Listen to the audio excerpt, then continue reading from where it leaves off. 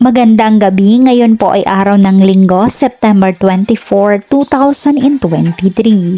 At narito na po ang ating 9 p.m. PCSO Lotto results today. At para po naman sa draw natin ngayon ay ang Ultra Lotto 658, ang Super Lotto 649, ang 3D Lotto, at ang 2D Lotto.